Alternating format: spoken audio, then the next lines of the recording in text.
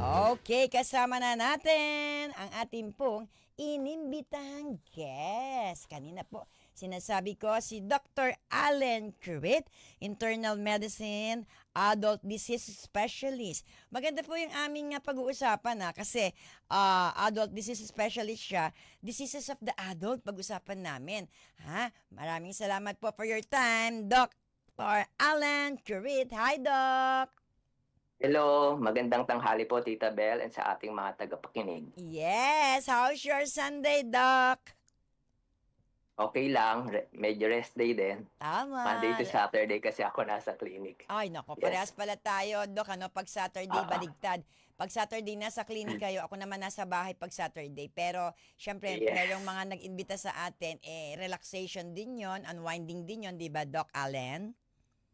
Yes, Ayan. kaya importante 'yon, yung may rest day din tayo. Yes, yes. Okay. Doc Allen, sa kapakanan po ng ating mga taga-subaybay, pag sinabing internal medicine, pag sinabing adult diseases specialist, pakipaliwanag po para lang sa kaunawaan ng ating mga ka-iconic. Sige po, Doc Allen. Okay, ang internal medicine or ang tinatawag nating internist, kami ang sumusuri sa mga pangkaraniwang sakit ng Mm-mm. adult, Yan. especially yung mga diabetes, Mm-mm. hypertension, mga Mm-mm. kidney disease or Mm-mm. liver disease, yung mga stroke patient, at Mm-mm. saka yung mga common cough Mm-mm. and colds. Yan.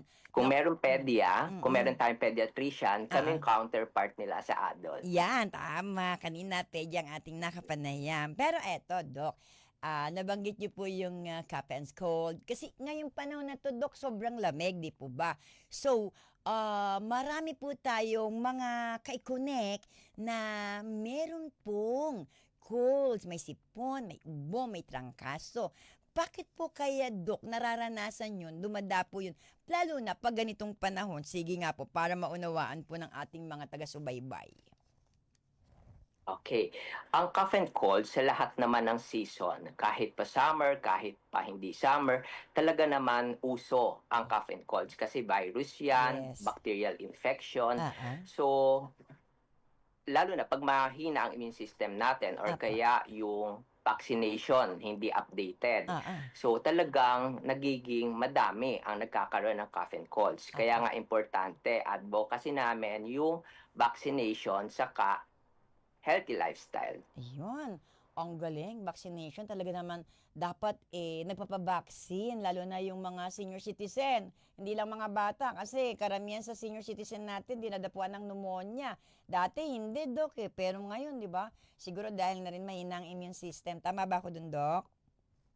Yes, opo, tama yon. Kasi ang thinking natin, yung mga vaccinations para sa mga bata lang. Yes. Pero meron din tayong separate vaccines para sa mga adults, Mm-mm. especially yung mga lola at Ah, lolo ah. natin, Ah, ah. dapat updated ang vaccinations nila. O yan, narinig nyo mga ka-connect, dapat updated ang vaccination Eto may tanong dito mula po kay Tita Esperanza, 89 years old. Actually, kanina pa siya nakatune in sa atin. Thank you, thank you. Tanong ko lang kay Doc Allen, I am 89 years old. Sa ngayon, hindi ako nakakalakad, naka-wheelchair. Siyempre, mahina ng katawan ko. Would you advise na vaccine pa rin ako? Ayun, Doc. Yun ang tanong niya. Yes, oo. Thank you. Magandang tanong yan, no? Sa mga adults, sa mga lola at lolo, kung wala pa tayong previous vaccination dun Ah, sa ah. mga pneumonia and Ah, flu ah. vaccines, Ah. pwede pa rin natin yun habulin kahit Mm-mm. more than 75 years old. Oh. Basta, ma-screen muna ng kanilang doktor, no? Mm-mm. Kasi meron kami mga tinitingnan kung ano Mm-mm. yung, kung sinong candidate na Mm-mm. magpa-vaccine. Pero generally speaking, Mm-mm. kailangan pa rin natin magpa-vaccine kahit 89 years old. Mm-mm. Kasi, ang dictum dyan, para in case na magkaroon tayo ng pneumonia or Mm-mm. flu, hindi mas malala Mm-mm. kaysa sa mga hindi vaccinated. Mm. Ayan, galing. Oh, malinaw yun Tito SP Okay. Hello, Drummer Liver Donnie. Thank you for watching. Doc, eto po. Nabanggit niyo po na, yun nga po, binanggit niyo kanina na ang isang internal medicine, adult disease specialist, kayo talaga yung gumagamot sa mga may diabetes, may CKD, may Yes. cancer. Doc, sa ngayon, Doc, masasabi ba natin na yung prevalence rate ano pong masasabi niyo? Tumataas ba talaga, Doc? Or somehow, may pagbaba? Kasi paulit-ulit po talaga yung payo, mga health message ng ating mga expert, Doc. Oo 'no, tama po kayo diyan, Tita Bel 'no. Sa ngayon tumataas talaga ang prevalence or incident ng mga maagang hypertension or diabetes. Dati kasi nakikita natin 'yan, mga nasa 40s or Mm. 50s yung mga Mm. hypertension and Mm. diabetes. Pero Mm. ngayon kasi due to lifestyle din, Mm. yung marami na tayong nagkalat na fatty foods, mga Yes. sangyup, Oo, kaya tama. sa sedentary lifestyle na rin, yung activity. Oo. Mostly nakababad na lang sa cellphone yung mga Yes. kabataan ngayon 'no. Oo. Saka high risk 'yon na mag-develop talaga ng obesity na magle-lead ng diabetes mellitus saka hypertension or other metabolic disorder. Mm. Kaya ngayon nakikita namin as early as 20 nga, Mm. meron na kaming ginagamot na Mm. hypertensive, Mm. diabetic din. Mm. Siguro nag-iiba din yung dynamics. Mm. Doc, medyo nawala. Nawala. Ang boses ni ni Doc. Ayan. Ayan, oo. Yan, Hello, can you Doc. hear me po? Ayan, Ayan, ayan. yes. Okay, may Oo. nag-react agad kasi dito. Okay, go, go. Pinapakinggan yung Yes, yun sinasabi yung nyo. oo, yun Mm. nga yung sinasabi ko 'no, so nag-increase na. So sa mga 20 years old may nakikita na talaga kaming mga hypertensive and Mm. diabetic patient. Mm. Dahil yan sa lifestyle, din sa mga diet na napapanahon ngayon. Oo. Doc, nabanggit mo rin daw po kanina, sabi dito ni Lito ng Payatas, Quezon City, nabanggit po ni Doc Allen yung tungkol sa stroke. Kasi yung kapitbahay namin nakakabigla at his age, ang bata-bata, 30 years old na stroke. Kasi ang alam kong nai-stroke yung, alam mo na, medyo senior na, mga ganun daw, Doc. Paki-explain nga po ito, Doc. Yes, oo, nakakalungkot 'yan 'no, kasi nga sabi ko nga kanina, medyo nag-iiba yung age group ng Mm-mm. mga merong may hypertension and Mm-mm. diabetes. Mm-mm. Then kapag hypertensive ka and Mm-mm. diabetic ka, Mm-mm. mas mataas ang risk mo talaga na magkaroon ng mga macro complications o yung mga major complications gaya Mm-mm. ng stroke, Mm-mm. heart attack, and kidney disease. Mm-mm. Ngayon, sa stroke in the young, yung tinatawag namin mga bata na nag-stroke, Mm-mm. hindi laging lifestyle or hindi laging about sa diabetes or Mm-mm. hypertension ang cause niyan. Minsan Okay. merong mga congenital anomalies, yung mga aneurysm, yung Oo. sa vascular. Kaya wino-work up namin yan, lalo na kung bata ang pasyente, then nag-stroke. Mm-mm. Okay? So, factor ang mataas na BP, ang mataas na glucose or sugar, pero depende yan sa pagsusuri ng doktor, no, kung saan nanggaling yung stroke. Ayun. Belle, ask mo to pero don't mention my name ha. O sige, hindi ko daw i-mention yung name niya, Doc.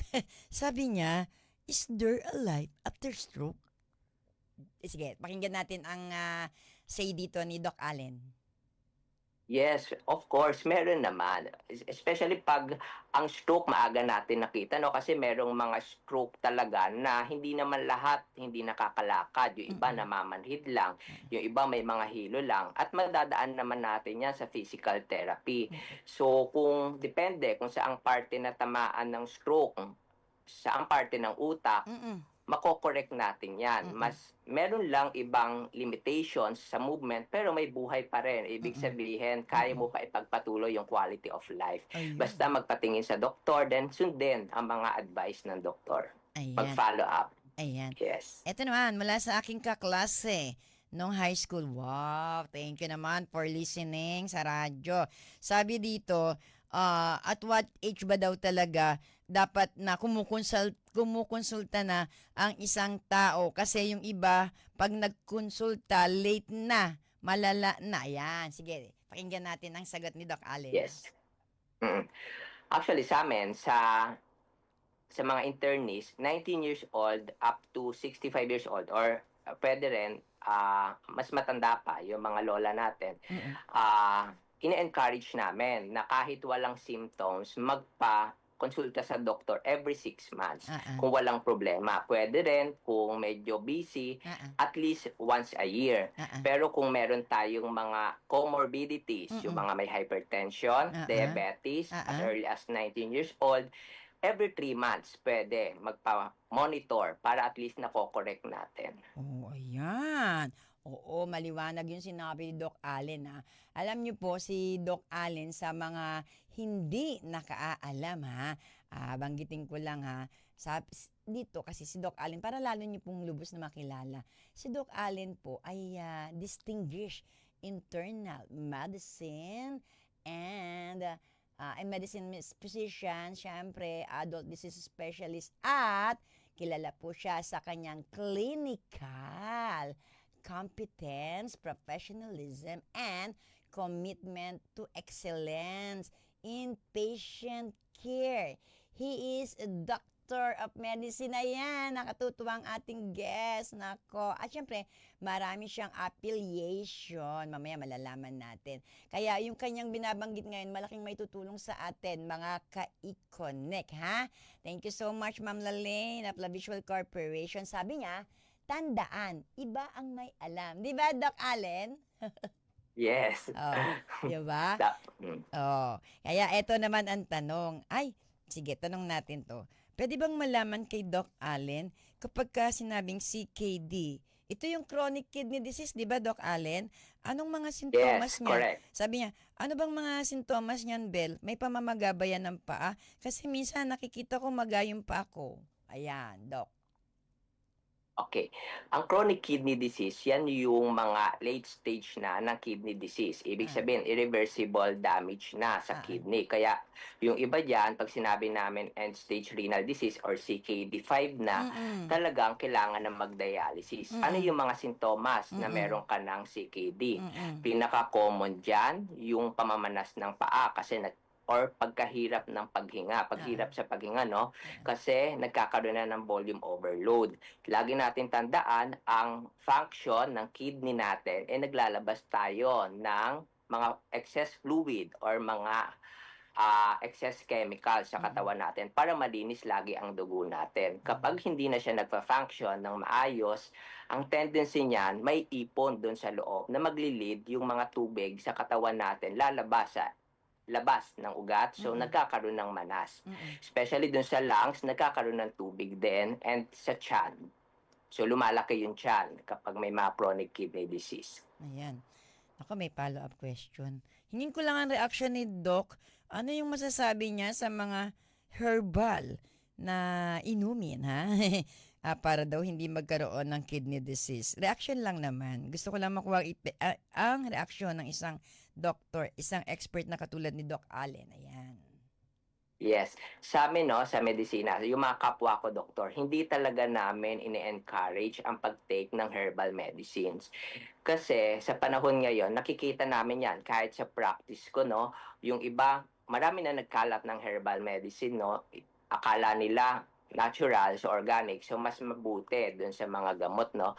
Pero kasi may mga hindi regulated or mga hindi monitored na lumalabas sa market din na nakakasira ng kidney o ng liver. Kaya safe pa rin na ikonsulta sa doktor kung yung herbal medicine na yon is pwede sa inyo, okay? So meron lang tayo mga herbal medicine na approved ng DOH gaya ng Sambong o madami pang iba na nakalista naman. So minsan kailangan natin mag-ingat din kasi lalo na sa panahon ngayon, maraming advertisement regarding herbal medicine na kailangan natin ipasuri muna kung pwede sa mga kondisyon natin. Like for example, meron kang hypertension or diabetes or renal problem, dapat matanong muna natin sa doktor natin kung pwede natin inumin yung herbal medicine na yon.